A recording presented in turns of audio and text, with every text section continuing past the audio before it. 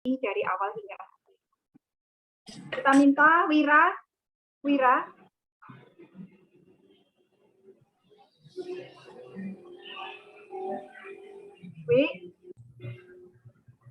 Oke, kita akan bersama-sama berdoa. Saya akan mengawali dengan doa sesuai dengan agama dan kepercayaan saya. Anda boleh berdoa sesuai dengan kepercayaan. Baiklah, kita sama-sama berdoa. Tuhan pencipta langit dan bumi dan segala isinya, pada sore hari ini Tuhan, kami mengucap syukur untuk kesempatan yang Tuhan berikan bagi kami. Kami boleh bertemu melalui virtual, melalui Zoom ini. Kami rindu Tuhan untuk belajar bagaimana mengenal Tuhan lebih dalam. Bapa, berkati kami dari awal hingga akhir. Kiranya Kau berkati juga Pak Elvin yang menjadi narasumber kami. Kiranya semua materi yang disampaikan akan membantu kami membangun hubungan kami dengan Tuhan lebih baik lagi dari hari ke hari. Bersamalah dengan kami Tuhan, kami menyerahkan acara ini dari awal hingga akhir, hanya di dalam nama-Mu Tuhan yang Maha Pengasih dan Penyayang. Kami berdoa dan bersyukur. Amin. Baiklah, terima kasih untuk kita semua yang sudah bergabung. Kita akan mulai, kita serahkan acara ini kepada Pak Elvin. Baiklah, Vin, monggo.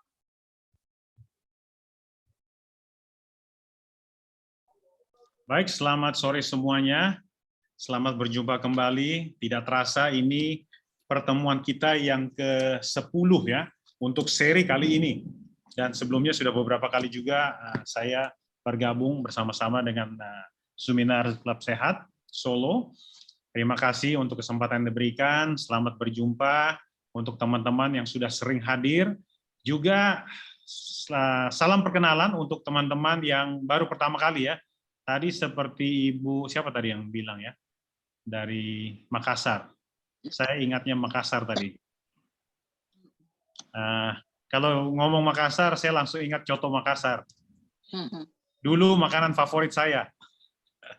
Dan kebetulan saya belajarnya langsung di Makassar. Jadi selalu terngiang-ngiang. Tapi ya beberapa tahun terakhir saya sudah tidak makan daging, jadinya sudah tidak pernah rasa lagi Coto Makassarnya. Anyway, sore hari ini kita akan belajar satu topik terakhir, tetapi sebenarnya inilah topik yang paling penting bagi kita pelajari, walaupun seperti tadi Ibu Andrini singgung bahwa di zaman modern ini banyak orang menganggap bahwa faktor agama atau hubungan kita dengan Tuhan, Sang Pencipta, apapun nama yang Maha Kuasa yang kita sebut ya, ada bermacam-macam nama sesuai dengan kepercayaan kita masing-masing. Bahkan untuk yang agamanya sama pun kadang-kadang ada juga faham yang mengatakan dan memanggil nama yang Maha Kuasa dengan nama yang berbeda. Tetapi siapapun juga, faktor Tuhan di dalam kehidupan kita di masa modern ini sudah semakin tergusur ya. Dulu ini adalah hal yang terutama. Agama merupakan hal yang sangat sakral, sehingga biasanya di satu tempat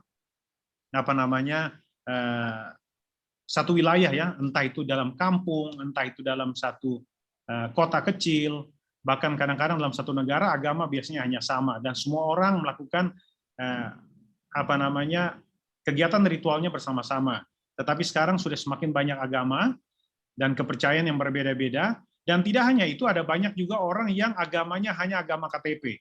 Jadi kalau ditanya punya agama, punya, tetapi sudah hampir tidak melakukan lagi praktek-praktek agama sesuai dengan kepercayaan mereka. Bahkan sudah tidak kurang orang yang juga seperti saya di Malaysia, saya menemukan satu fenomena baru ya, bahwa di sini ada istilahnya free thinker. Jadi mereka yang berpikiran terbuka, mereka mengatakan bahwa kami percaya Tuhan, tetapi kami tidak percaya dengan agama. Ini karena apatisme melihat perilaku sekelompok orang di dalam agama tertentu yang seringkali tidak memberikan manfaat yang positif. Bahkan sejak berpuluh-puluh tahun sudah ada satu aliran yang menganggap diri mereka sebagai ateis, yang tidak percaya sama sekali dengan agama, dengan Tuhan. Jadi ini adalah salah satu dampak dari kepercayaan atau faham ilmu pengetahuan yang mengajarkan bahwa kehadiran kehidupan di dalam alam semesta ini adalah suatu kebetulan, yaitu teori evolusi murni ya. Dan bahkan ada juga anggapan orang bahwa agama itu hanya bagi orang yang lemah ya. Saya beberapa kali bertemu dengan orang-orang bule khususnya ya. Religion is just is for the weaker, ya, or weakest people. Karena orang yang lemah, yang tidak bisa bergantung, tidak bisa melakukan sesuatu yang bisa dibanggakan, sesuatu yang bisa memberikan lebih banyak, akhirnya lari kepada Tuhan. Itulah anggapan mereka. Nah, tetapi sore hari ini kita akan melihat dari sisi ilmu pengetahuan. Saya tidak bicara dari sisi agama ya, karena kita punya agama dan kita masing-masing berbeda. Kita di sini khusus hanya menyinggung dari sisi pengetahuan yang berhubungan erat dengan kesehatan kita, khususnya kesehatan kita secara fisik. Nah, kita akan melihat apa yang ilmu pengetahuan sudah temukan saat ini. Baik, saya akan share screen. Baik, kita punya judul adalah Tuhan yang terutama, sesuai dengan lagu temanya ya. Jadi ini adalah bagian yang ke-10. Nah, kalau kita melihat dalam kehidupan modern ini, ada begitu banyak jenis penyakit yang dulu mungkin di tahun 70-an, ya, tahun masa kecil saya, atau 80-an lah. Ada banyak penyakit yang kita tidak kenal saat itu. Contohnya, penyakit apa? Ada yang bisa bagikan. Dulu penyakit yang kita tidak tahu, tidak pernah dengar namanya. Ya, tidak pernah tahu penyakitnya. Ada yang boleh ingat masa lalunya waktu masih kecil, khususnya kayak Pak Made yang ngakunya lebih tua dari saya. Bagaimana Pak Made? Kalau dulu tahun 70-an ada penyakit yang sekarang kita tidak pernah dengar waktu itu. Kira-kira penyakit apa namanya? Ini ada yang bilang nih di chat, stroke dan Alzheimer. Oke, stroke dan Alzheimer. Alzheimer, ya, saya nggak pernah dengar dulu kayaknya. Stroke juga sepertinya enggak. Serangan jantung kayaknya dulu ada ya. Sudah ada sesekali, tapi sekali. Dan itu pun saya masih ingat, serangan jantung itu penyakit orang kaya. Jadi kalau dibilang itu penyakit orang kaya. Karena kalau di kampung kayaknya nggak ada yang kena penyakit seperti itu. Apalagi? Iya. Apalagi penyakit malaria. Malaria banyak malaria. Ada yang bilang lupus, autoimun. Lupus. Lupus kalau di tahun 80-an, 90-an itu cuma cerita komik dan film remaja waktu itu, lupus. Baru saya tahu sekarang itu nama penyakit. Diabetes. Ya, diabetes juga hampir tidak pernah terdengar zaman itu, tetapi autoimun betul-betul sesuatu yang baru ya. Autoimun ya, seperti itu. Bahkan kanker pun dulu kalau kita tahu bicara kanker, mungkin tahun 80-an, 90-an, kanker itu masih satu jenis. Jadi kalau ada kanker ya kita tidak tahu spesifiknya, tapi sekarang sudah semakin banyak apa namanya jenis-jenis kanker. Bahkan beberapa tahun yang lalu saya cukup kaget begitu mendengar bahwa sekarang profesi kedokteran dulu yang paling tinggi adalah spesialis ya. Jadi dokter jabatannya dia punya dia pendidikan yang paling tinggi adalah spesialis, contohnya spesialis jantung, spesialis anak, spesialis kandungan gitu. Ternyata beberapa tahun yang lalu saya mendengar ada super spesialis. Ternyata ada lagi yang mengkhususkan lebih ke beberapa bagian yang lebih khusus lagi, tidak hanya satu organ lagi seperti sebelumnya. Jadi ini menandakan bahwa semakin banyak penyakit terlepas dari begitu banyaknya pencapaian ilmu pengetahuan, bahkan dalam dunia medis ada banyak sekali pencapaian yang dulu kita tidak tahu sama sekali. Sekarang untuk untuk mendapatkan fasilitas kesehatan sekarang sudah semakin mudah, dulu sangat sulit dan sekarang sangat beragam dan super canggih ya. Bahkan kita lihat juga sekarang bahkan operasi jantung sudah bisa dilakukan oleh robot. Ada beberapa ada beberapa rumah sakit besar yang sudah mengembangkan sejak lama. Dan bahkan dikatakan salah satu profesi yang akan tergusur dengan munculnya AI atau artificial intelligence adalah dokter, karena sekarang semuanya bisa dilakukan oleh robot. Nah, tetapi terlepas dari begitu hebatnya pencapaian teknologi dan ilmu pengetahuan, ternyata penyakit semakin banyak. Dan ternyata juga didapatkan sumber masalah penyakit yang terutama sebenarnya adalah pikiran atau stres. Jadi penyakit tidak hanya disebabkan masalah fisik, tetapi juga ternyata masalah psikologis itu menyebabkan penyakit, berbagai macam penyakit. Ada banyak sekali penyakit. Saya masih ingat om saya sendiri yang tinggal di Kalimantan, di Palangkaraya. Palangkaraya itu kota kecil. salah satu kandidat ibu kota negara Indonesia yang baru sebenarnya, dan sudah dipersiapkan dari tahun 70-an. Di tempat yang sangat jauh dari kota besar ya. Kalau mau melakukan perjalanan di kota itu dalam setengah jam kita bisa capai hampir semua titik. Beda dengan Jakarta. Tetapi om saya sudah kurang lebih 10-15 tahun yang lalu. Beberapa kali harus datang ke Jakarta dan saya harus temani untuk berobat karena masalah jantung, masalah gangguan keseimbangan, dan masalah yang sehubungan dengan hal tersebut termasuk insomnia. Nah, ternyata begitu dia masuk masa pensiun kurang lebih 10 tahun yang lalu, hampir dengan keadaan yang alami, satu persatu penyakit itu hilang. Jadi ini salah satu yang menandakan bahwa saya melihat buktinya ya, saya melihat bukti dengan mata kepala saya sendiri bahwa memang stres itu sangat mempengaruhi keseimbangan tubuh kita. Jadi dalam hal tersebut saya melihat apa yang saya baca dari berbagai macam literatur dan keterangan dan seminar yang saya dengarkan bahwa masalah tekanan beban pikiran itu bisa membawa penyakit, saya melihat sendiri dalam kehidupan om saya. Jadi ini yang menandakan bahwa ada banyak masalah dengan kehidupan modern yang begitu sibuk dengan begitu banyak permasalahan kita hadapi setiap hari. Nah, hal inilah yang membuat salah satu tim di Harvard University, salah satu universitas tertua dan terbesar di dunia, dengan satu tim yang dipimpin oleh Herbert Benson sebagai seorang profesor saat itu. Dia memimpin timnya untuk melakukan penelitian. Di tahun 1975 mereka merilis hasil penelitian mereka dengan judul The Relaxation Response. Jadi respons relaksasi. Nah, apa yang mereka lakukan di dalam penelitian ini, mereka ingin melihat dan mencari jalan keluar untuk berbagai macam stres yang dihadapi manusia dan mencari teknik sederhana yang bisa dibagikan untuk menolong manusia mengurangi stres. Mencari teknik-teknik sederhana yang bisa dibagikan. Nah, mereka mendapati bahwa satu cara yang paling mudah adalah dengan membantu para pasien untuk memikirkan satu hal yang positif di dalam pikiran mereka. Dan membuat pikiran itu menjadi satu gambar nyata yang mereka bisa lihat di dalam kepala mereka masing-masing. Dan didebati, mereka yang mempraktikkan hal ini dikatakan denyut jantung mereka akan perlahan-lahan menjadi normal, akan semakin melambat. Kalau kita dalam keadaan stres, denyut jantung kita akan semakin cepat. Termasuk juga pernafasan dan tingkat hormon stres akan berkurang.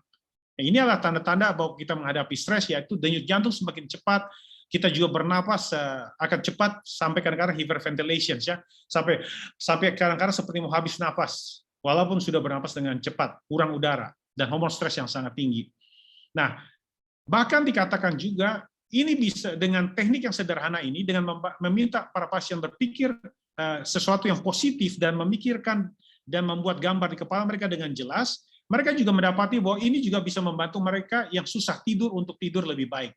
Dan untuk mereka yang biasa menghadapi masalah dan tekanan mental, beban kehidupan yang berat, Anda tahu salah satu masalah yang kita hadapi biasanya akan menjadi susah tidur. Walaupun bisa tidur, kadang-kadang kita sangat gelisah, tidak nyenyak tidurnya.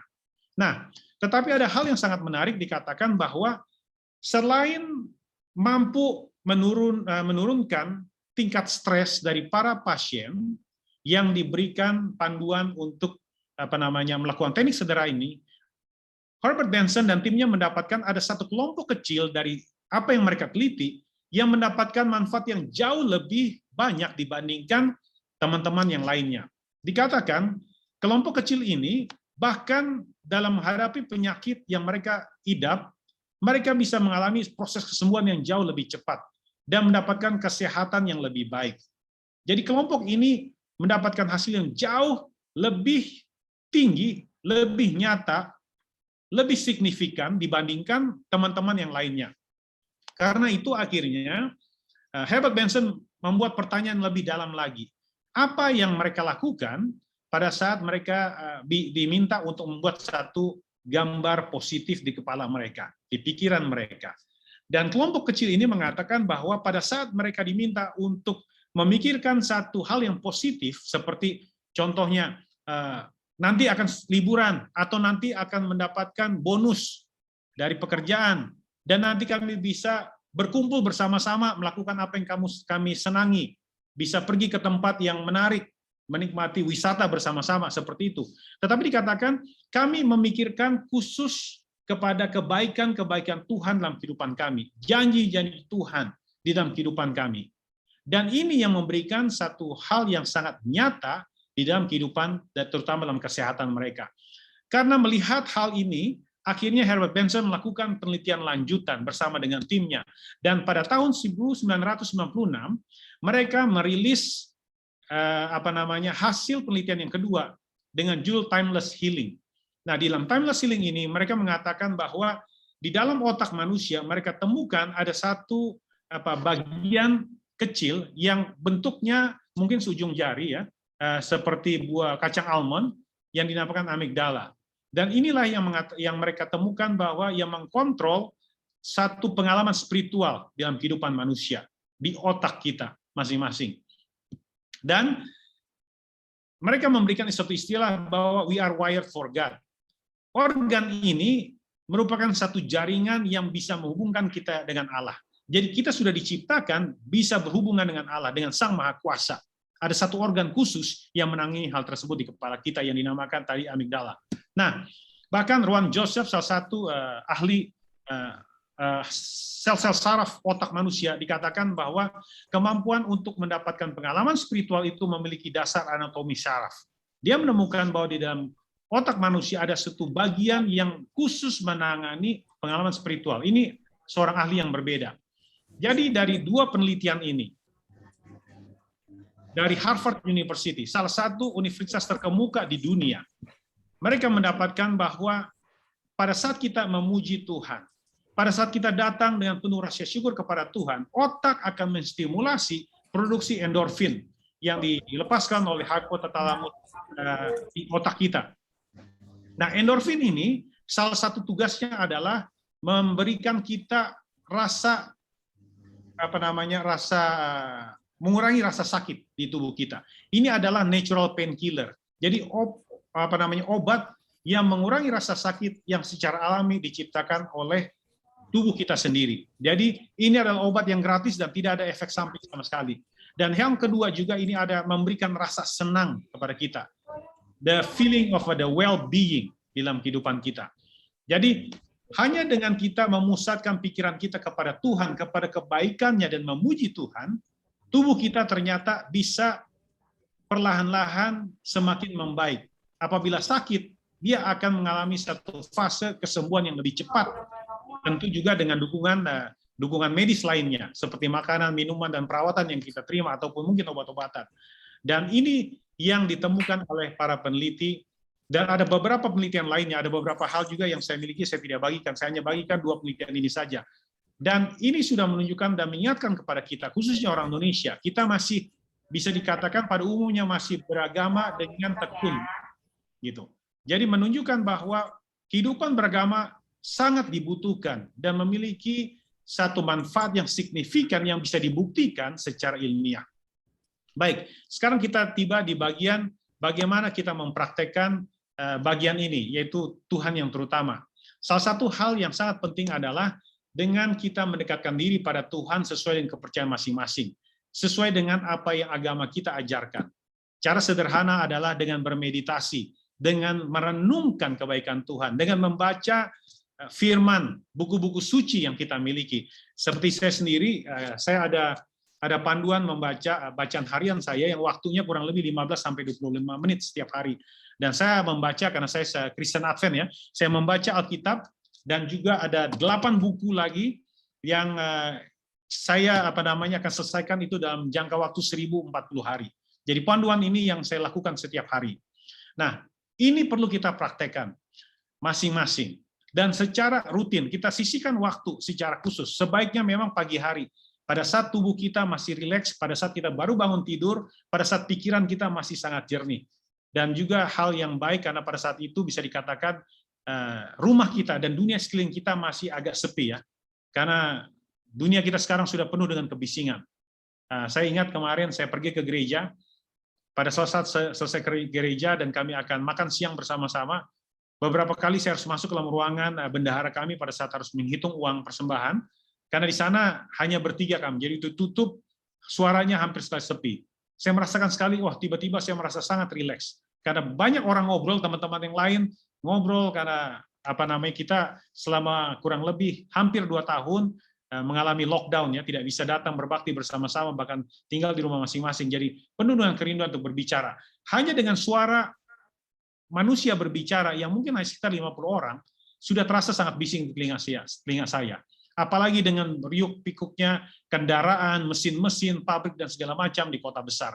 Jadi kita perlu menenangkan diri untuk mendekatkan diri kita kepada Tuhan. Itu yang pertama.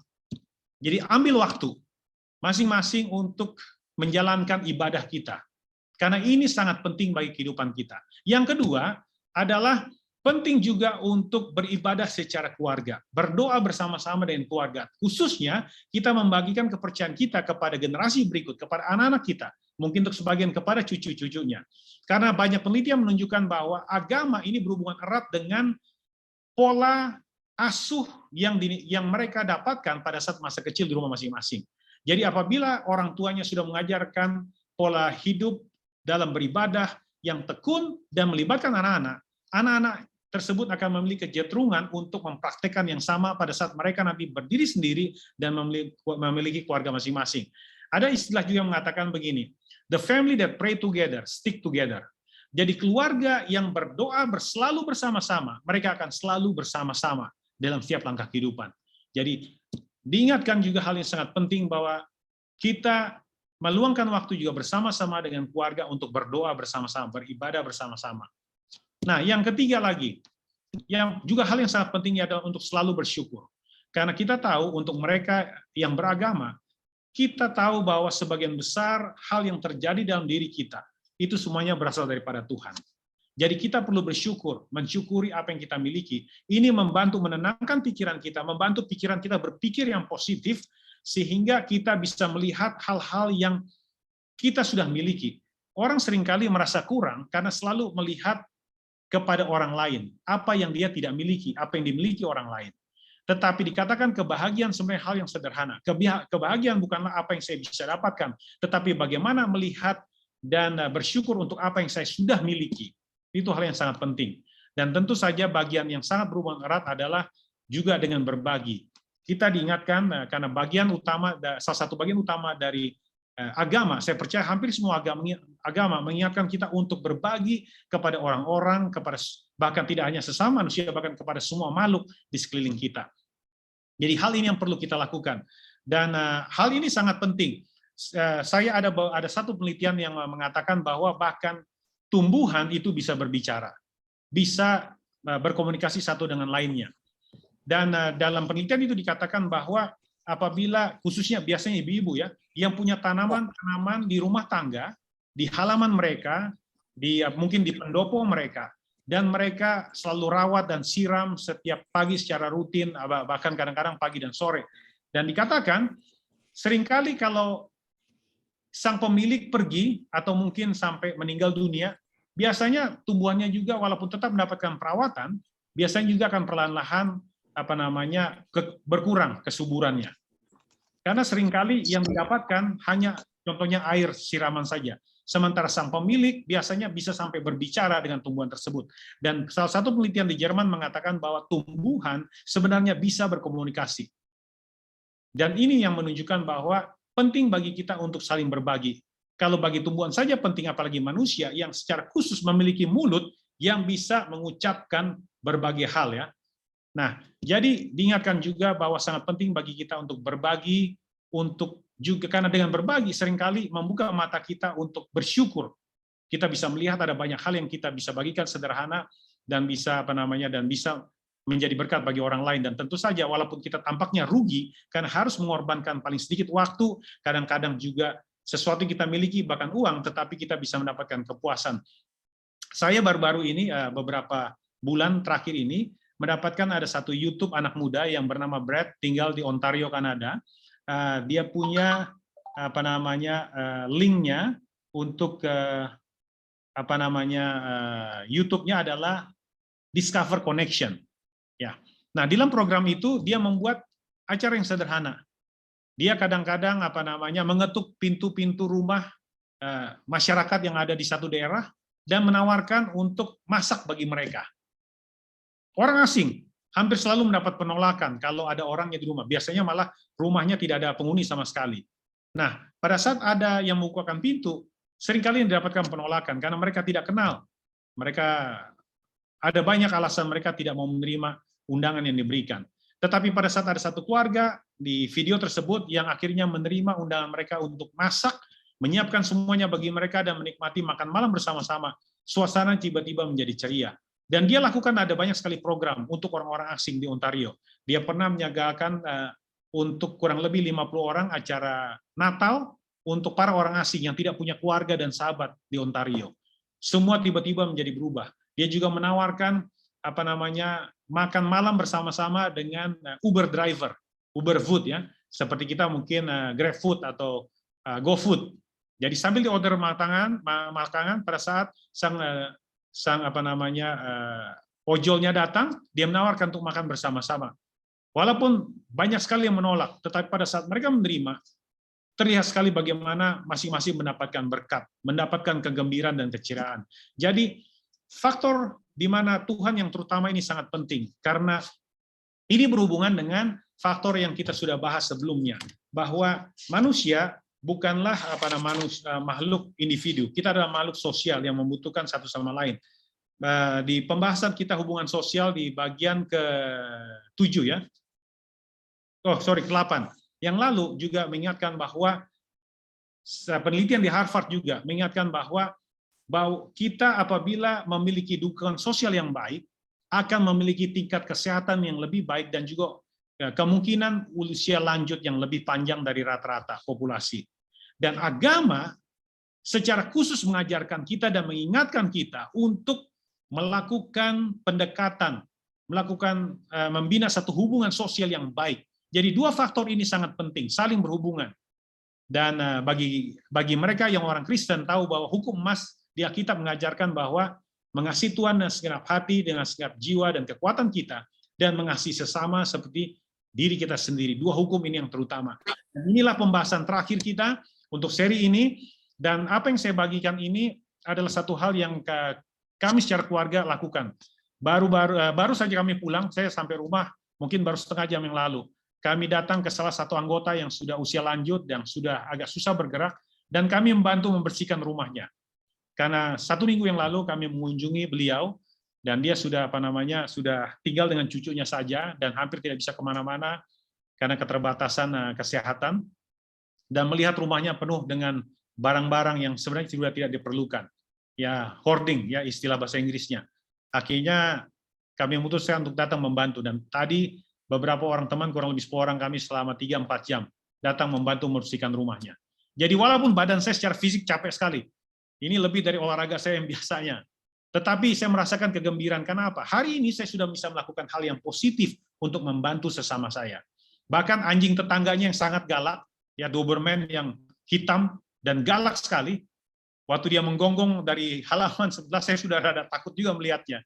Anak saya ketawa, "Dedi, itu anjingnya baik. Tadi saya sudah tepuk-tepuk, elus-elus dia punya kepala 2 kali." Saya kaget, anak saya yang perempuan sudah, iya, dia suka sekali gitu. Jadi bayangkan sesama makhluk hidup, bahkan ada banyak cerita, binatang-binatang buas sekalipun apabila kita melakukan perbuatan baik menolong mereka, ada banyak respon yang sangat positif. Jadi apalagi kita sesama manusia. Jadi bagian terakhir ini mengingatkan kita, apapun agama kita diingatkan untuk kembali melakukan melakukan seluruh ritual keagamaan kita dengan sepenuh hati. Tidak hanya harus saya lakukan. Ada banyak orang yang masih datang ke gereja berbakti, ada banyak orang datang ke masjid, ke pura, tetapi seringkali rasanya itu hanya karena harus.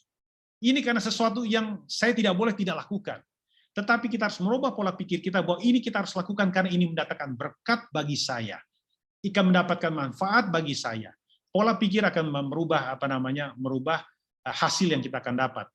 Baik, mungkin ini pelajaran yang saya bisa bagikan, mudah-mudahan pelajaran ini boleh membantu kita untuk mengevaluasi kehidupan kita selama ini, mengevaluasi pola pikir kita, dan terutama untuk mengevaluasi bagaimana kita punya ritual, kita punya budaya di dalam rumah tangga.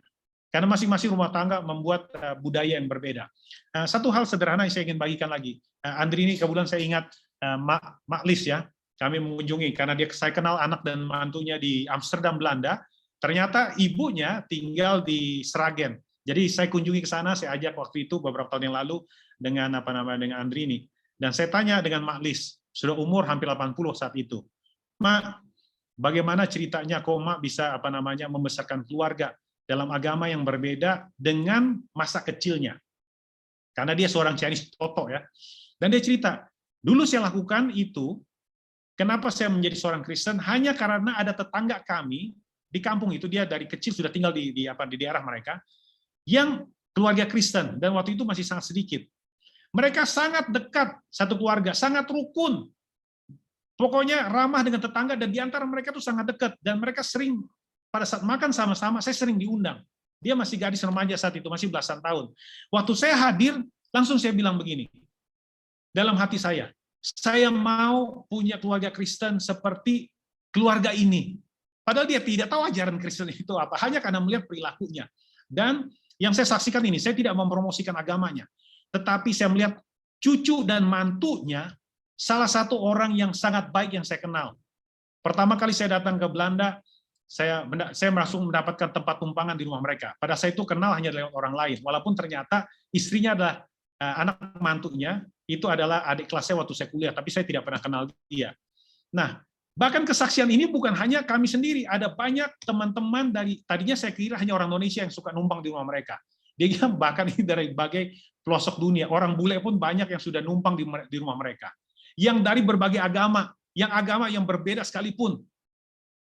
Jadi akhirnya kita bisa melihat bahwa kehidupan beragama mereka menjadi berkat bagi keluarga mereka, dan juga menjadi berkat bagi orang-orang sekeliling mereka, dan saat yang sama membantu mereka dalam bisnis mereka juga. Kebetulan mereka berdua adalah suami istri perawat, dan mereka juga sekarang tadinya mereka bekerja, istrinya bekerja di rumah sakit, dan suaminya bekerja dengan satu perusahaan yang memberikan perawatan kepada orang-orang tua di rumah-rumah yang masih tinggal di rumah ya, bukan rumah jompo, rumah sendiri, tapi perlu dirawat, dikunjungi setiap hari. Nah, bahkan mereka sekarang sudah merintis, mereka punya bisnis sendiri untuk perawatan orang-orang tua. Dan bisnis mereka berkembang hanya karena kebaikan mereka. Jadi mereka tidak ngomong agama, tetapi kebaikan yang keluar dari hati mereka.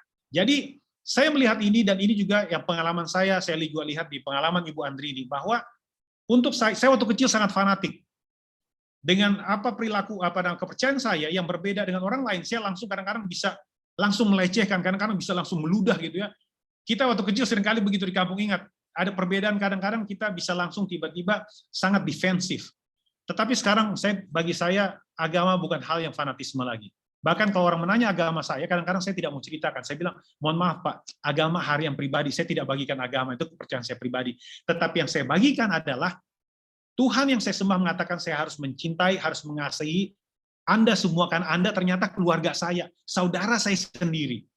Dan ini yang membuat saya sekarang, walaupun hidup di perantauan, karena saya sekarang tinggal di Malaysia, ini sudah hampir hampir 5 tahun penuh kami tinggal di sini. Saya bisa mendapatkan banyak sahabat baru yang saya tidak pernah pikirkan sebelumnya. Jadi mudah-mudahan dari apa yang kita pelajari dan saya bagikan ini boleh menjadi berkat bagi Anda semua, dan ini boleh juga membawa kehidupan rumah tangga makin rukun, semakin bahagia, dan tentu saja semakin sehat. Terima kasih. Saya serahkan kepada moderator kita, Ibu Andri ini. Oke, terima kasih Alvin. Ya, memang sedikit tambahan ya, kita tahu bahwa tadi seperti yang sudah disampaikan oleh Pak Alvin, bahwa ada satu lubang ya di dalam pikiran kita itu, Tuhan sudah taruh di situ untuk yang bisa mengisi itu hanya sesuatu kuasa yang luar biasa, ya, yang melebihi kuasa manusia. Kalau zaman orang kuno dulu belum tahu, mereka belum kenal Tuhan, ya, mereka isi itu dengan apa? Dengan dinamisme, animisme kita kenal ya. Jadi mereka menyembah pohon-pohon besar atau batu-batu besar seperti itu. Karena mereka menginginkan ada satu kuasa di luar kuasa manusia yang mereka sembah. Mereka membutuhkan itu. Dan kita kenal bahwa itu adalah kuasa Tuhan, ya. Jadi kita percaya bahwa Tuhan adalah Sang Pencipta, Khalik Pencipta langit dan bumi, dan Tuhanlah yang menciptakan kita. Saya kira tadi sangat menarik Pak Elvin menyampaikan ada satu hormon yang keluar, ya. Hormon itu adalah hormon endorfin. Saat kita happy, ya, saat kita bersyukur, hormon itu akan keluar. Dan hormon itu adalah musuh dari hormon stres. Ya, hormon stres itu kita tahu namanya hormon kortisol, hormon yang jahat, ya. Maksudnya kalau terlalu banyak hormon kortisol ini keluar, maka kita akan menjadi sakit, ya, bermacam-macam sakit. Dan kita tahu bahwa 90% penyakit itu bermula dari pikiran. Ada penyakit macam-macam, ada penyakit autoimun, ada penyakit kanker dan lain sebagainya. Kemarin ada satu orang, minggu-minggu yang lalu ada satu orang yang sempat bertelepon dengan saya. Beliau ini waktu kami bercakap-cakap, beliau menyatakan bahwa dia mau ke dokter karena matanya terganggu. Kemarin ini ada ininya terganggu. Saya nanya lagi sesuatu, kemudian dia bilang, oh ya dulu saya juga mengkonsumsi obat ini karena ini saya terganggu. Wah, gangguannya banyak sekali. Jadi saya pikir berapa banyak dia obat yang harus dia minum. Ternyata saya nanya, Bu, boleh nggak saya nanya, maaf, apakah Anda ada beban pikiran? Dan beliau menyatakan, ya, tapi ini sudah berkurang banyak, katanya dia. Jadi sakitnya itu dimulai dari pikirannya, ya. Jadi itulah dia mau ke dokter mata, mau ke dokter ini, semua. Jadi semua dokter kayaknya dia mau pergi. Karena apa? Ternyata ya mungkin ada ruang yang harusnya itu diisi Tuhan. Dan dia memang bilang, saya coba sarankan untuk mendekatkan diri kepada Tuhan. Dan beliau juga menyatakan, ya, saya juga sudah bermeditasi, saya dengan sesuai dengan kepercayaannya, ya. Jadi dia sudah mencoba melakukan itu. Nah, tapi ada banyak orang yang berusaha melakukan itu, tapi kenapa mereka itu masih galau, masih stres, masih khawatir, masih terganggu sehingga nggak bisa tidur, gitu. Nah, mungkin ada tips-tips yang bisa kita dapatkan selain tadi yang dari Pak Elvin, ya, mungkin yang sudah pernah dilakukan oleh para peserta di sini. Bagaimana kesaksian Anda tentang menghadapi mungkin pas Anda lagi galau, lagi khawatir, lagi banyak pikiran, lagi ketakutan misalnya, lagi dalam kemarahan. Karena agak susah juga saat kita lagi marah nih sama seseorang, terus kita mau bawa pikiran kita sama Tuhan. Kita kan masih marah nih sama orang itu, gitu ya. Jadi Pak Elvin, mungkin ada tips juga Pak Elvin. Kalau seperti itu bagaimana? Mungkin teman-teman yang lain dulu ya, nanti Pak Elvin yang pernah menghadapi hal seperti ini. Jadi mungkin bisa bilang, oh Bu Andri ini Pak Elvin, saya itu seorang Kristen yang setia, saya seorang saya mempercayai ini, saya mungkin Buddha, teman-teman saya ada banyak ya, atau agama yang lain. Saya sudah berdoa, saya sudah ini, tapi kenapa saya masih marah? Kenapa saya masih benci sama orang? Gitu ya, saya masih belum bisa memaafkan. Nah, padahal kita bilang Tuhan yang terutama, tapi kita di hati kita nih, pikiran kita nih lagi didominasi oleh sesuatu yang mengganggu gitu. Lagi marah, lagi benci, lagi emosi, lagi dendam, lagi apalah. Dan itu kalau kita tidak segera selesaikan, itu menjadi penyakit. Pasti menjadi penyakit. Jadi mungkin ada tips-tips yang bisa kita bagikan di sini dari teman-teman yang lain sebelum Pak Elvin nanti menambahkan.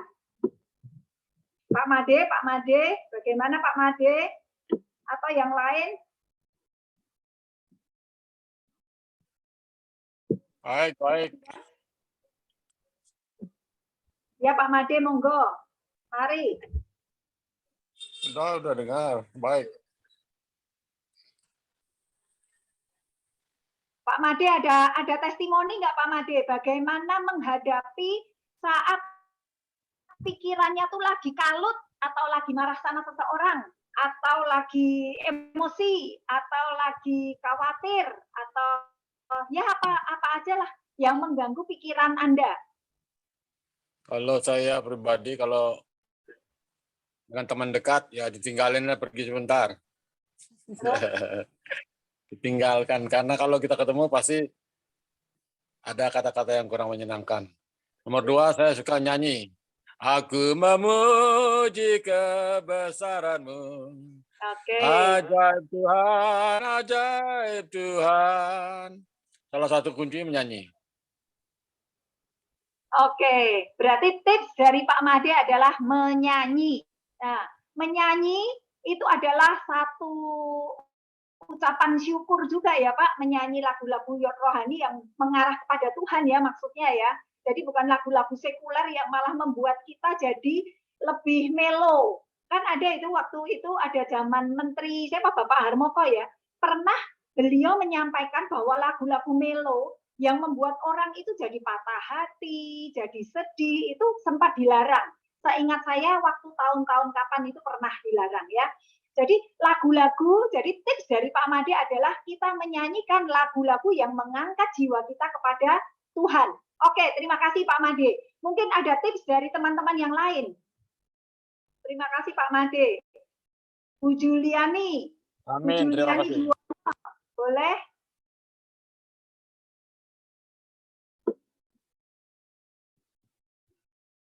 Halo Bu Juliani Juwono.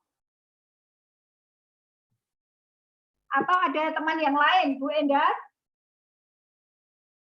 Bu Endas dari Makassar nih, ada tips bagaimana saat pikiran kita sedang galau, atau kita lagi didera kekhawatiran, atau wah ada orang yang banyak juga ya, misalkan kita sakit, terus kita belum mendapatkan kesembuhan, atau kita lagi ada permasalahan tentang keuangan, nah itu ada kegalauan, atau kita ada masalah-masalah dengan rumah tangga.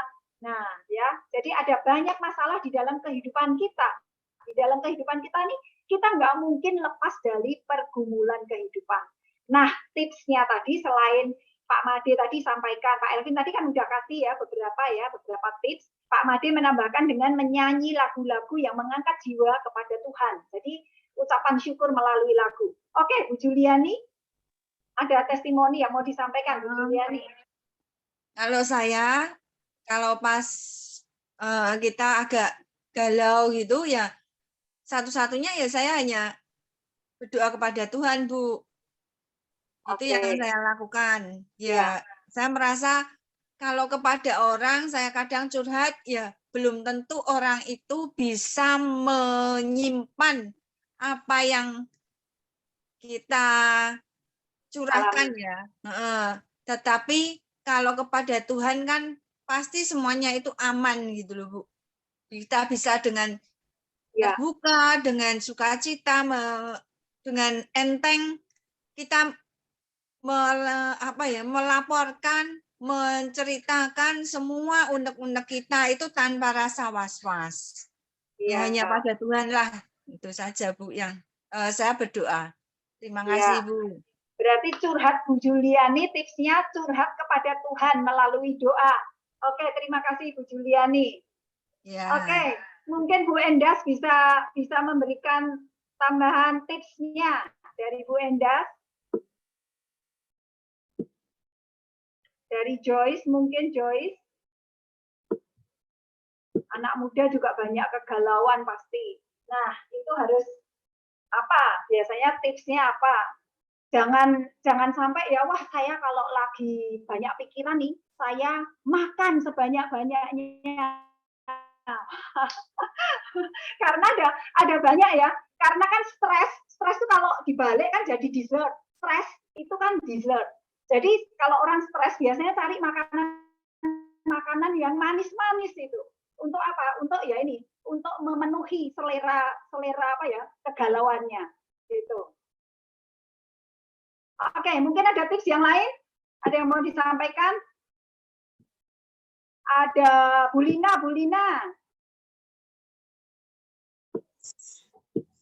Keluar sementara dari kekesalan, kemudian setelah tenang kembali ke rumah itu atau kembali ke ruangan, kita bisa merenung, introspeksi diri, terus akhirnya mungkin kita tetap kembalinya kepada Tuhan. Oke, makanya tiap orang kan punya kamus masing-masing. Jadi dengan adanya kesempatan yang dibuka kali ini, kita akan bisa mungkin tips dari Bu Lina atau Bu Juliani, kita mungkin bisa pakai juga ya, selain yang dari Pak Elvin, yang utama itu tadi ya Pak Elvin, kepada Tuhan. Oke, yang lain, mungkin ada tips yang lain. Mungkin ada yang lain? Ini ada Marsaulina Pandiangan. Nah, ini beberapa kali mengikuti. Iya, Bu Ya, Andrini. Oke. Kedengaran. Halo. Kedengaran, ya. Oke. Kebetulan saya mau jawab gimana ya, karena kakak saya juga baru sakit ini, masih sakit di rumah sakit karena katanya pikiran juga ini.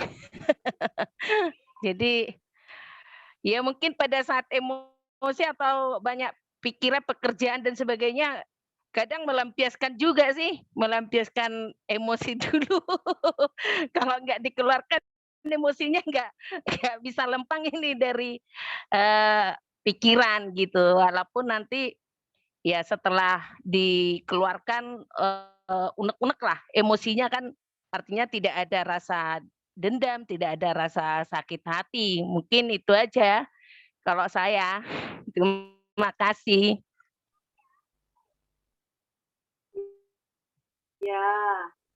Ya ini kalau kita mau meluapkan unek-unek yang membahayakan adalah kadang kata-kata yang terlanjur keluar kita nggak bisa tarik balik kan. Nah, jadi daripada kita meluapkan dengan kata-kata, mending kita plester, kita masuk ke kamar, yaitu mungkin tipsnya. Kadang kita udah mau hapus lagi tuh, aduh saya tadi kenapa saya harus ngomong kata-kata yang sedemikian kasar tuh sama dia gitu. Tapi karena kadang kita tersulut oleh emosi kan, nah emosi sesaat yang kadang itu memecah apa ya, persahabatan atau persaudaraan gitu. Nah tapi kita bisa perbaiki ya dengan ucapan permintaan maaf ya.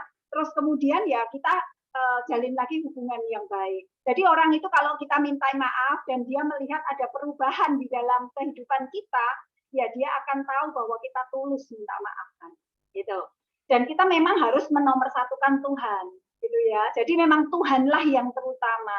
Jadi dari permasalahan kehidupan itu biasanya memang dari kegelisahan atau kekhawatiran, kegalauan, ketakutan, kemarahan, kebencian.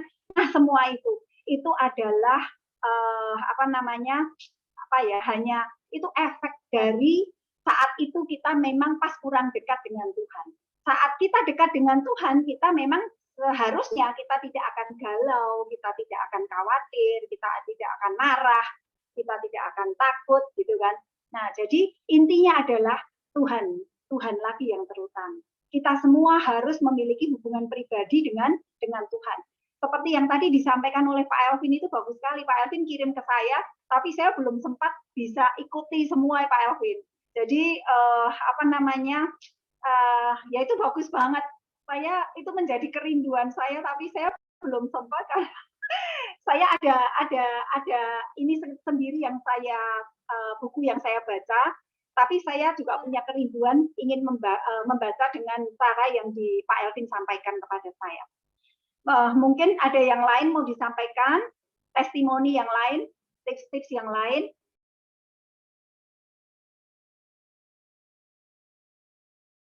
Teman-teman yang lain ada yang mau berbagi juga kah? Atau Heli? Hel? Ada Heli, ada Bu Nuning, ada Pak Samuel Kurniawan ini. Monggo Pak Samuel memberikan tipsnya Pak Samuel nih. Ada Bu Wiwi Kustiati tadi sepertinya mau angkat bicara. Oke. Saya nggak lihat, maaf. Bu Wiwi, monggo Bu Wiwi. Selamat sore Andrini dan Pak Elvin. Ya, selamat sore. Memang kehidupan ini kan kadang ada kekhawatiran, misalnya tentang keuangan ya. Waduh, kayaknya sudah mepet gitu ya keuangannya, padahal pengeluaran masih banyak. Tetapi bagi kita yang beriman harus selalu yakin bahwa Allah itu punya cara. Ya, banyak mujizat yang sudah saya rasakan. Itu yang mungkin sebaiknya kita ingat ya. Ternyata selalu ada jalan keluar yang Allah sediakan. Dan kita mengingat segala kebaikan Tuhan dan segala mujizatnya. Contohnya ya, saya cerita sedikit aja. Anak saya yang bungsu, terjadi masalah dalam rahimnya. Kalau orang sekarang bilang mungkin endometriosis ya. Jadi ada kista, ada miom, sehingga gugurlah anak pertamanya, cowok. Sehingga betapa kecewanya yang sudah ditunggu-tunggu, dan akhirnya harus diangkat juga salah satu sel telurnya, tetapi mujizat Allah terjadi. Di dalam istilahnya kerinduannya untuk memiliki keturunan, meskipun kan sel telur sudah diangkat satu, ternyata mujizat Tuhan terjadi. Dia hamil lagi, anak yang kedua, masih ada miomnya lagi. Tetapi miom itu bertumbuh bersama janin, dan akhirnya lahirlah anak keduanya, cowok lagi, seperti yang diharapkan keluarga pihak besan saya. Dan setelah itu miomnya ditunjukkan, saya bisa lihat bayi lahir, miomnya ada. Dan orang berpikir takut ya untuk mengharapkan atau memprogramkan punya anak lagi. Tetapi rencana Tuhan terjadi. Anak ketiga dikaruniakan, dia hamil lagi, dan dikasih seorang anak perempuan. Jadi sekarang anak saya yang bungsu ini sudah lengkap, cowok dan cewek, dan akhirnya dia sekalian sesar karena sudah lengkap. Ya, meskipun bagi manusia mustahil, bagi yang sudah punya masalah endometriosis, miom, kista, ternyata bagi Tuhan tidak ada yang mustahil. Biarlah itu yang tetap kita pegang. Allah sangat berkuasa memberikan yang terbaik, asal pikiran kita pun baik dan positif, dan yakin bahwa terjadi yang seperti yang kita harapkan. Itu aja. Makasih. Oke. Ya, berarti tips dari Bu Wiwi adalah kita bersyukur dan kita berpikir positif, ya. Jadi dengan berpikir positif kita bisa mengucap syukur dan kita memiliki iman, ya. Itu tips dari Bu Wiwi. Jadi mungkin ada yang lain yang mau memberikan tipsnya, Heli. Bu Nuning di sini ada Bu Nuning, monggo Bu Nuning. Pak Samuel, tadi Pak Samuel sepertinya mau bicara tadi Pak Samuel. Halo Pak Samuel. Atau Pak Wim Turambi. Selamat sore Pak Wim. Selamat sore, terima kasih. Ya, saya nikmati semua acara yang diberikan. Terima kasih banyak. Selamat sore. Selamat sore. Ya mungkin Pak Wim ada testimoni apa yang tadi disampaikan Pak Elvin. Jadi memang kita kan selalu harus mengutamakan Tuhan. Tapi di dalam kehidupan ini rasanya kita sudah melakukan ini. Tapi rasanya masih terganggu juga nih pikiran kita. Biasanya apa? Jadi apakah ada tips yang tambahan lah? Memang kita harus mengarahkan diri kita kepada Tuhan, pikiran kita. Itu harus. Tapi kadang masih juga ada sesuatu yang perlu kita lakukan lagi untuk menguatkan apa yang sedang ada mengarah kepada Tuhan. Ini apa ini tipsnya dari Pak Wim?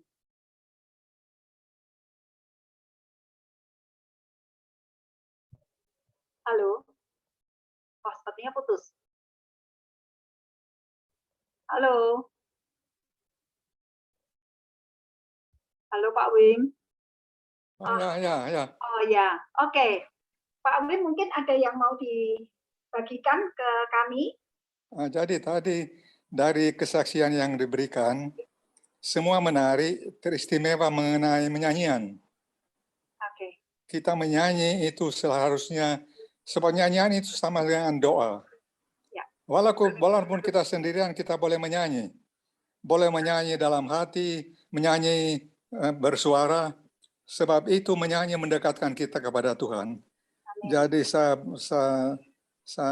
berterima kasih kepada saudara yang telah menyaksikan mengenai nyanyian tadi. Terima kasih.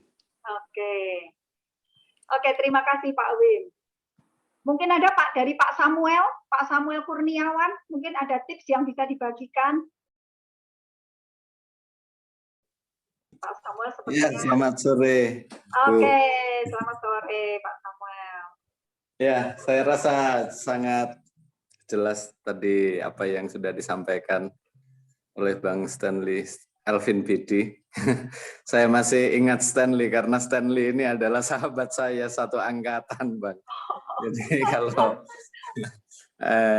sedangkan Bang Alvin ini adalah kakaknya Stanley, makanya saya sering tidak bisa membedakan antara adiknya sama kakaknya. Sering salah menyebutkan. Ya, saya rasa cukup jelas apa yang Bang Elvin sampaikan tadi untuk kita. Terima kasih Bang. Oke, terima kasih Pak Samuel. Oke, mungkin ini dari Mbak Grace. Grace, ada tips, Grace?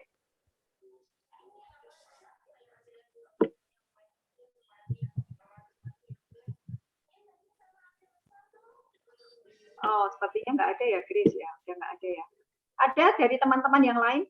Kalau dari tips dari saya sendiri, ya, memang kalau saya juga selalu saya pasti langsung berdoa. Tapi selain itu, saya tadi juga melakukan seperti yang Pak Made bilang. Saya itu suka sekali rengeng-rengeng. Kalau orang Jawa ngomong rengeng-rengeng. Suara saya nggak bagus, saya menyadari suara saya nggak bagus. Tapi saya suka sekali menyanyi, ya kadang di kamar mandi, ya. Tanpa saya sadari, saya kadang mesti selalu rengeng-rengeng. Apalagi kalau sedang di kamar mandi, jadi penyanyi kamar mandi lah. Dan semua lagu-lagu itu selalu membuat hati saya itu semakin rasanya itu semakin dikuatkan. Karena kata-kata yang terucap dari lagu itu semuanya itu doa. Karena saya suka sekali lagu-lagu himnal, ya, lagu-lagu himnal yang membangun iman saya kepada Tuhan. Dan itu karena sering sekali saya lakukan, otomatis seperti sudah tersimpan di bawah sadar. Saya bersyukur. Jadi saat sesuatu terjadi gitu ya, itu rasanya seperti itu keluar gitu. Jadi itu yang menguatkan saya. Selain itu memang saya berdoa. Pasti saya akan berdoa. Saya akan masuk kamar dan saya akan menyampaikan semua unek-unek saya atau semua masalah saya kepada Tuhan.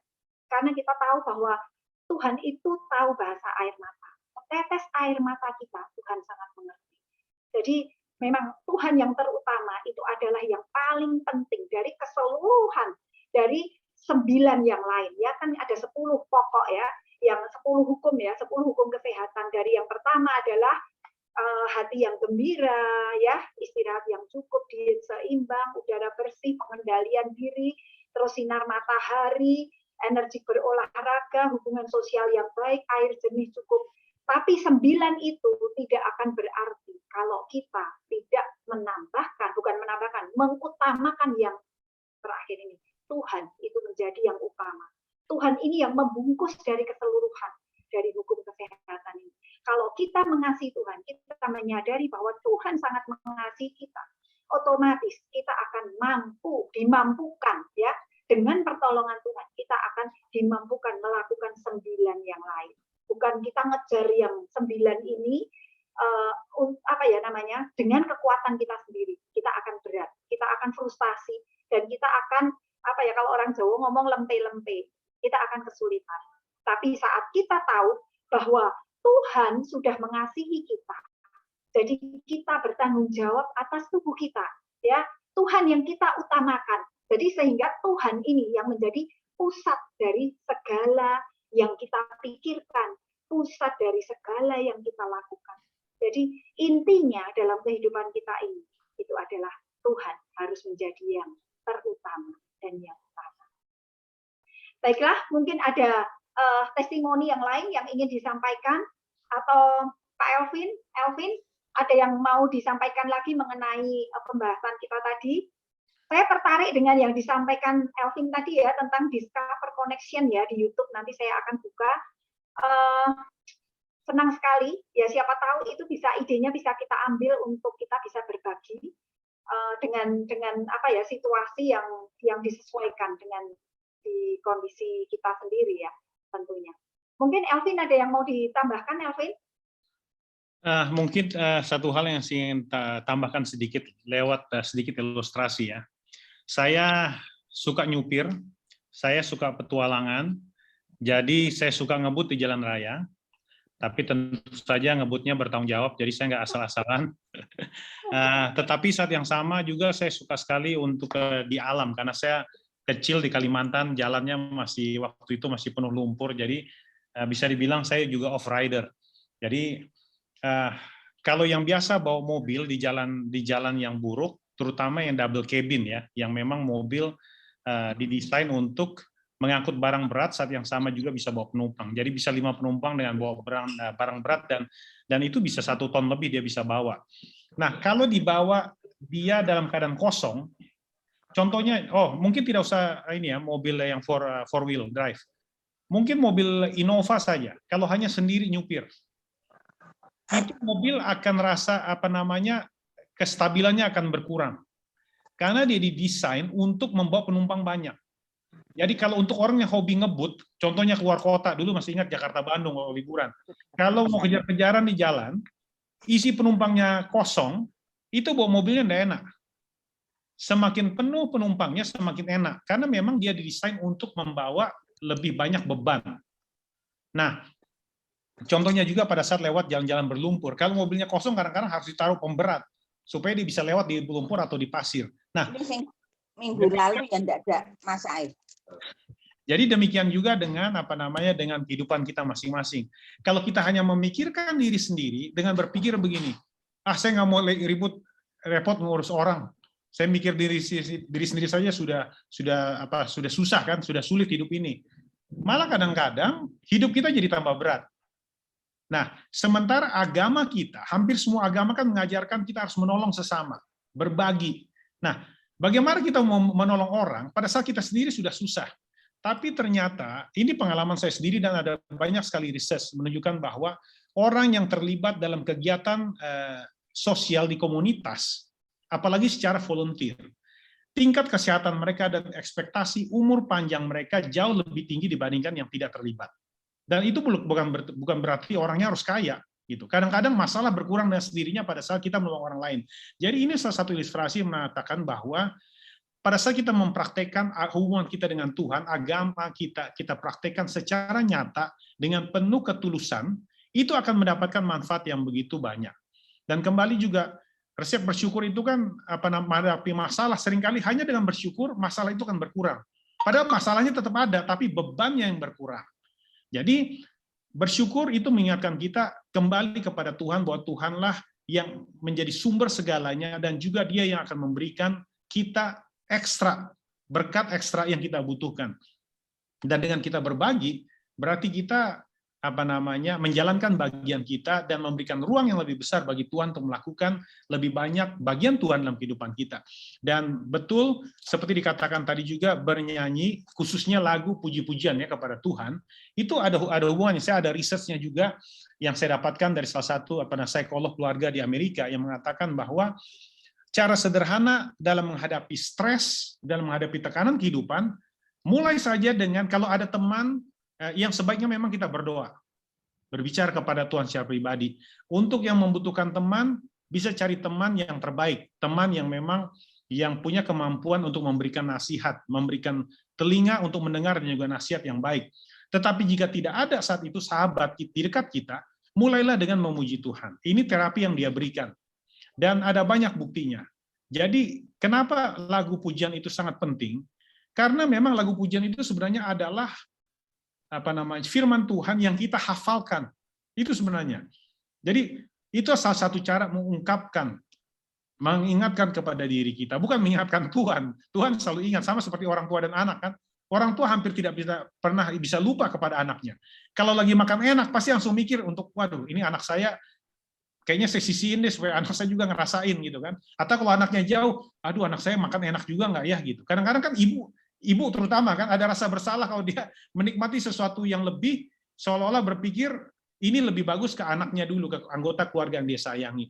Dan Tuhan ingin sekali melakukan hal tersebut. Jadi sore hari ini kita diingatkan bahwa apa yang kita ketahui dari ajaran agama kita, dari budaya keluarga kita zaman dulu, Itu sangat penting kita terus praktekkan. Kenapa? Karena sekarang dunia pengetahuan menunjukkan bahwa apa yang kita lakukan itu memang terbukti secara ilmu pengetahuan memberikan manfaat nyata dalam kehidupan kita. Itu yang pertama. Apalagi mengingat bahwa tekanan kehidupan kita sekarang semakin tinggi, semakin besar. Anak-anak kecil saja sudah bisa galau kan? Kenapa galau? PR-nya semakin banyak. Apalagi dengan sekolah Zoom kan? Pusing dengan ngadapin tugas dari guru, pusing juga ketemu dengan orang tua yang beban kehidupannya juga tambah banyak. Apalagi orang tuanya, ini baru berbicara anaknya. Jadi kiranya saya percaya ini bukan hal yang baru bagi sebagian besar kita, tetapi ini mengingatkan kita masing-masing. Dan salah satu praktek juga bagaimana cara mengurangi konflik, ya, meringankan konflik dengan orang-orang sekeliling kita. Ada satu bagian terakhir yang saya ingin bagikan begini. Sokrates memberikan satu kata mutiara. Walaupun tidak jelas apakah betul-betul Sokrates yang mengucapkan, karena ada beberapa orang juga mengucapkan hal yang sama. Yang mengatakan begini, everyone that you meet in your daily life carry the heavy burden that you never know about. Jadi setiap orang yang Anda jumpai dalam kehidupan Anda, itu sebenarnya memikul beban yang sangat berat yang Anda tidak ketahui. Jadi pada saat kita konflik, bayangkan dua hal. Yang pertama adalah, bayangkan sesuatu yang positif dari orang tersebut. Jadi jangan pikirkan yang negatif, pikirkan yang positif dari orang tersebut. Contohnya, ini sahabat saya sebenarnya. Ini sebenarnya saya punya sepupu. Ini sebenarnya tetangga saya. Jadi saya harus baik sama dia karena dia tetangga saya gitu. Dan dia sebenarnya baik dengan saya.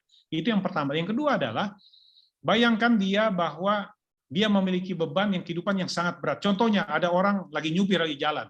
Saya ini masalah yang saya masih hadapi. Walaupun di Malaysia cara nyupirnya jauh beda ya, jauh lebih beradab daripada di Indonesia. Di sini orang hampir tidak pernah bunyikan klakson. Seminggu itu belum tentu dia akan hidupkan klakson setiap satu kali. Kalau orang Indonesia tidak mungkin tidak hidupkan klakson lagi nyupir dalam satu hari ya gitu. Nah, bayangkan kalau ada orang yang mungkin tiba-tiba klakson dan ngotot mau nyalip kita. Bayangkan jangan dia, wah ini ngajak berantem ini orang. Tuh udah tahu macet kok ngotot mau nyalip. Tapi bayangkan dia, siapa tahu dia harus ke rumah sakit, istrinya sudah mau melahirkan. Nah, kalau kita pikirkan kan itu langsung beda. Ya kan, kalau pikirnya kalau orang yang ngajak berantem kita langsung emosi. Tapi kalau pikir, siapa tahu dia punya masalah di rumah, rumahnya lagi kebakaran, contohnya seperti itu. Jadi pikirkan sesuatu bahwa orang tersebut bisa jadi punya beban kehidupan dan masalah yang sangat genting, yang sangat berat yang kita tidak tahu. Jadi hal ini akan membantu kita berpikir lebih positif dan lebih mudah menenangkan diri kita. Jadi mudah-mudahan ini bisa sedikit membantu. Terima kasih. Ya, betul banget, Vin. Kalau itu sih, saya sendiri juga selalu mengingat ya. Jadi kalau sesuatu terjadi, saya berpikir, kalau misalkan nih ada yang lagi kenapa gitu, saya bilang, mungkin dia lagi ada seperti itu ya, seperti yang di Elvin katakan tadi. Jadi itu membantu kita supaya kita itu jadi relief gitu loh. Jadi kita enggak emosi gitu. Dan itu perlu dilatih. Jadi kita harus belajar bagaimana kita menilai seseorang itu positif. Jadi gini, saya juga ini saya terapkan di dalam kehidupan saya. Misalkan saya bertemu dengan seseorang, saya akan langsung menilai positifnya. Yang saya lihat dari dia adalah sisi positifnya. Biasanya saya akan seperti itu. Sehingga kalau ada sesuatu atau sesuatu terjadi, ada orang ngomong yang negatif tentang orang itu, saya sudah punya sisi positif dari orang itu. Sehingga saya juga tidak mudah dilemahkan. Jadi kalau saya selalu menilai sesuatu dari positifnya. Dan itu yang selalu saya pegang. Saya tuh orang yang suka sekali bersahabat. Jadi, ya puji Tuhan teman saya dari TK sampai sekarang ini ya, teman saya bertambah terus. Jadi buat saya sih 1000 orang itu menjadi sahabat kurang. Satu musuh buat saya terlalu banyak. Jadi kalau saya mau seperti itu, kalau saya selalu menilai orang dari sisi buruknya, sisi negatifnya, ya saya akan konflik terus dengan orang. Jadi ya saya selalu melihat sisi positifnya dan itu membuat saya lebih lega gitu ya, dan saya lebih bisa menerima seseorang ya.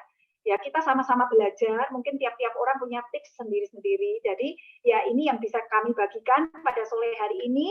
Yang paling utama tetap di atas semua itu adalah harus Tuhan yang terutama, bukan diri kita yang utama. Tadi Pak Elvin sudah menyampaikan saat kita melakukan sesuatu untuk orang lain, itu ternyata memang Tuhan akhirnya yang melakukan untuk kita loh. Dan itu saya sudah kesaksian dalam kehidupan saya banyak sekali. saat saya melayani orang lain, sampai saya itu padahal punya banyak pergumulan ya. Ternyata Tuhan menyelesaikan dengan caranya Tuhan, bukan dengan cara saya. Karena saya sedang melakukan untuk orang lain. Ternyata Tuhan melakukan sesuatu untuk saya. Jadi itu yang kesaksian yang bisa saya bagikan juga, dan itu luar biasa. Jadi bukan saya melakukan supaya Tuhan melakukan ke saya, itu motifnya juga beda ya. Jadi memang kita tulus melakukan sesuatu untuk menolong orang lain, Tuhan melihat itu dan Tuhan akan melakukan juga untuk kita. Itu yang bisa saya bagikan ke teman-teman semua. Baiklah, mungkin acara kita pada sore hari ini kita akhiri sampai di sini. Cuman ada satu pengumuman yang saya rindu bagikan. Jadi kita seminar dari Klub Sehat kan 10 hukum kesehatan ini satu paket sudah selesai pada hari ini. Puji Tuhan ya, tanpa terasa. Namun pada bulan yang akan datang, mungkin 2 minggu lagi nanti kami akan kabarkan lagi, kami akan membuat satu seminar yang agak berbeda. Kali ini bukan kesehatan secara bukan dari 10 itu ya, karena ada sesuatu yang bisa terjadi di luar apa yang sudah kita lakukan, yaitu bencana ya. Kita saat ini tahu bahwa kita ini hidup di dalam zaman di mana kita tidak tahu apa yang akan terjadi esok hari. Ya, kalau kita lihat itu kemarin ada kecelakaan di Balikpapan, itu pasti pagi-pagi itu, aduh mengerikan sekali. Ya itu tidak bisa dihindari, kita tidak tahu. Tapi masih ada kecelakaan-kecelakaan atau bencana yang sebenarnya kalau kita prepare, ya kita persiapkan, kita bisa akan terhindar. Setidaknya kita tidak akan parah gitu loh. Nah, bukan kebetulan juga Pak Elvin ini dia adalah satu dari sekian anggota dari ADRA. Nah, nanti Pak Elvin akan sampaikan nih ADRA ini apa biar dijelaskan lagi ya.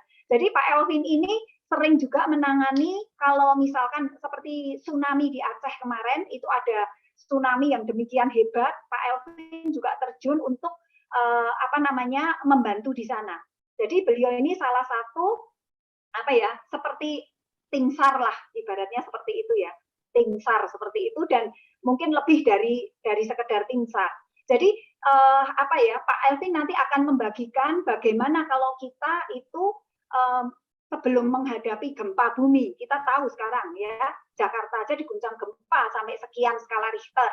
Terus kemudian ada kebakaran, kemudian juga ada tanah longsor misalkan. Terus kemudian banjir. Nah, jadi persiapan-persiapan seperti apa yang seharusnya ini kita lakukan sebelum hal-hal seperti itu terjadi. Karena kita saat ini kita hidup di dalam masa, di zaman di mana kita tidak tahu apa yang akan terjadi pada esok hari. Jadi Pak Elvin nanti akan membagikan itu untuk kita, dan kita harus kita akan persiapkan diri kita ya untuk mengikuti, jangan dilewatkan. Karena ini sepertinya satu-satunya yang seminar yang nanti akan disampaikan melalui link seminar Klub Sehat Solo. Oke Pak Elvin, mungkin boleh sedikit sampaikan apa yang akan dibagikan nanti. Baik, satu hal yang sangat penting kita ingat adalah bahwa Indonesia sangat rentan bencana. Yang pertama adalah karena memang Indonesia itu punya istilah, ada 2 istilah yang digunakan untuk Indonesia. Yang pertama adalah dapur bencana. Jadi ini adalah dapur atau laboratorium bencana. Jadi ini salah satu pusat dunia tempat bencana sering terjadi. Karena hampir semua bencana alam yang terjadi ada di Indonesia. Yang kedua juga supermarket bencana, itu salah satu istilah yang diberikan untuk kami di dunia NGO ya. Nah, karena kita punya gempa bumi ya, kita punya gunung berapi, ada banyak sekali karena kita tinggal memang di ring of fire, ini salah satu istilahnya untuk masalah geografi. Kemudian juga kita punya banjir bandang, kemudian kita coba punya kebakaran hutan, dan tidak termasuk tsunami akibat dari gempa bumi. Nah, termasuk juga sekarang sudah mulai ada puting beliung, walaupun dulu hal yang sangat langka ya. Biasanya seperti typhoon itu hanya terjadi di daerah Filipina. Biasanya sering terjadi Filipina, Amerika, Jepang. Tapi sekarang Indonesia sudah mulai masuk dengan kategori angin yang lebih besar. Termasuk juga kebakaran, karena ini kebakaran adalah hal yang memang terjadi di setiap tempat, terutama di kota-kota yang padat pemukiman. Nah, masalah yang berikut lagi, selain tempat, kita memang bisa dibilang tadi itu adalah supermarket bencana, karena pusatnya bencana di dunia. Nah, saat yang sama adalah kita punya ketidakpedulian yang sangat tinggi. Jadi kita perlu belajar, karena salah satu penelitian mengatakan bahwa $1 yang digunakan untuk persiapan, itu kan membantu kita untuk menghindari kerugian $7 yang perlu dikeluarkan untuk biaya apabila kita sudah menghadapi bencana. Jadi kalau kita perlu $7 pada saat perbaikan setelah bencana, tetapi kita kalau kita sudah lakukan persiapan hanya keluar $1, 1/7 lebih hemat. Gitu. Nah, salah satu contoh sederhana, paling sederhana begini. Kita jalan kaki, waktu kecil diajarkan jalan di sebelah mana? Kalau jalan kaki. Di sebelah mana? Sebelah kiri. Padahal itu adalah salah satu tempat berjalan yang paling berbahaya. Kenapa? Yang pertama ada 2 hal, ya. Yang pertama adalah orang Indonesia tidak peduli. Kalau di barat, jalan kaki itu diutamakan. Saya masih ingat pertama kali saya lari di Den Haag, masih pagi buta, jam 7, masih gelap gulita, tapi udah jam 7 pagi. Saya lari sampai di persimpangan jalan, di simpang 4 ya, tapi di perumahan, ini bukan di jalan raya, masih di perumahan. Jadi karena ada mobil, saya berhenti. Ada mobil satu. Mobilnya ternyata berhenti nunggu saya nyebrang. Saya nggak mau nyebrang, mobilnya nggak bergerak-bergerak. Baru saya sadar supirnya suruh saya jalan nyebrang. Saya dapat prioritas. Di Indonesia kan tidak peduli. Gitu. Yang kedua, fasilitas untuk pejalan kaki sangat jarang. Bahkan di Jakarta saja tidak semua jalan besar ada trotoarnya. Ya, kalau kita di trotoar kita aman jalan di mana saja. Makanya kita harus jaga diri kita. Kita tidak bisa harapkan gubernur kita siapkan trotoar baru saya mau jalan kaki, nah bisa kan? Jadi cara baik yang paling jalan adalah bukan di sebelah kiri. Kenapa? Kalau kita di sebelah kiri, lalu lintas itu di sebelah kiri. Jadi kita akan kemungkinan ditabrak dari belakang sangat besar karena kita tidak like. Kita harusnya jalan di sebelah kanan. Nah, ini salah satu hal yang sederhana. Jadi kita bisa lihat kalau ada orang mabuk jalan, kalau ada orang yang jalannya sudah tak benar, kan orang banyak sekali sampai motor naik ke trotoar. Kita bisa lebih mudah menghindari. Jadi hal sederhana dan praktis seperti ini itu perlu dipelajari. Saya pun setelah ikut seminar baru saya tahu, oh iya benar juga. Dari kiri itu pasrah nunggu nasib. Tapi kalau kita menghadapi arus lalu lintas, kita berarti sudah mempersiapkan diri kita lebih baik untuk menghindari. Jadi ini salah satu nasihat praktis yang kita akan pelajari bersama-sama. Dan ada masih banyak lagi nasihat praktis yang berikutnya, yang banyak kita salah kaprah dan kita tidak tahu selama ini. Terima kasih. Oke, terima kasih Pak Elvin. Jadi ini tadi hanya awalan aja ya, benar juga gitu. Karena kami ini ada satu teman, saya kenalan dengan satu orang ya. Beliau ini beberapa tahun yang lalu, beliau ini naik motor. Ternyata dia ditabrak dari belakang sampai dia akhirnya jadi sarafnya itu jadi rusak sebagian. Jadi memang kadang kita nggak tahu ya, kita sudah berhati-hati, orang lain yang nggak berhati-hati. Jadi memang susah. Jadi seperti ini tadi Pak Elvin menyampaikan tuh benar juga, kalau kita jalan di sebelah kiri, padahal kendaraan dari sebelah kiri, kalau ada orang yang remnya blong, mungkin bisa juga nabrak kita kan, gitu loh. Karena kita nggak tahu, gitu, mata kita nggak ada di belakang kan. Jadi kalau dari kanan memang benar. Jadi memang di sini harusnya memang ada pedestrian itu dan memang harusnya dikasih tahu ya sebaiknya. Tapi kan pemerintah kita masih mungkin belum terpikir untuk memberi tahu hal-hal yang sederhana seperti itu. Kita nanti akan belajar bagaimana sesuatu yang praktis itu bisa membantu kita supaya kita lebih aman gitu. Dan lagi tentang bencana gempa ya. Kita tahu di sini kita tidak pernah ada pelatihan bagaimana menghadapi gempa. Beda dengan anak-anak di Jepang. Anak-anak sekolah di Jepang, mereka selalu adalah pelatihan. Jadi mereka dipersiapkan gitu supaya tidak terlalu banyak korban saat terjadi bencana. Nah, di tempat di Indonesia ini, padahal tadi yang disampaikan Pak Elvin, ini supermarket bencana itu nanti akan ada di Indonesia. Pasarnya tuh nanti di Indonesia gede banget gitu. Nah, bagaimana ini kalau kita nih nggak punya persiapan sama sekali gitu. Kita kan nggak mau dong kalau misalkan kita sampai, kalau namanya apes ya gimana lagi, tapi kalau bisa kita hindari, seminimal mungkin lah kita kenanya gitu. Nah, kita akan mendengarkan nanti dari Pak Elvin tips-tips praktis yang seperti apa. Jadi jangan lewatkan, Anda boleh bergabung di grup WA Klub Sehat Solo, Anda boleh hubungi nanti nomor yang akan tertera di sini. Heli boleh dicatat di chat ya, di nomor di chat. Sehingga nanti kalau ada berita-berita, ada Zoom, ada sesuatu yang bisa membangun kita, bagaimana kita bisa menghadapi hidup ini jauh lebih baik, Anda bisa mengikuti. Ya, info-info nanti akan dibagikan melalui WA group. Gitu. Baiklah, mungkin seperti itu aja. Jadi kita sore hari ini kita selesai satu paket dari 10 hukum kesehatan dari Pak Elvin. Terima kasih Pak Elvin sudah setia 10 kali bersama dengan kita ini, walaupun kita tidak banyak, tapi saya yakin kita yang ada di di acara ini, kita tetap mensyukuri berkat Tuhan, kita pasti akan ada sesuatu yang berubah ya di dalam kehidupan kita ke arah yang lebih baik. Baiklah, kita akan menutup acara ini. Ada pertanyaan? Mungkin ada pertanyaan dari para peserta? Ada yang ingin ditanyakan? Sebelum nanti kita tutup. Oke, sepertinya nggak ada ya. Halo? Ada yang ingin ditanyakan? Oke, nanti kalau Anda masih kurang jelas lagi, mau ulang seminar pada sore hari ini atau seminar yang sebelumnya, Anda boleh lihat di link YouTube Hidup Sehat Solo. Ya, jadi ada 10 seri seminar yang nanti akan ada di sana. Anda boleh buka linknya, Anda boleh subscribe, Anda boleh bagikan juga ke teman-teman yang lain. Ini tips-tips praktis yang sederhana yang bisa kita lakukan untuk mencapai hidup sehat yang optimal. Baiklah, tadi kita sudah buka dengan doa, kita akan tutup dengan doa, kita minta Wira bisa? Mari kita berdoa. Oke. Bapa di surga, Tuhan kami, terima kasih atas segala penyertaan-Mu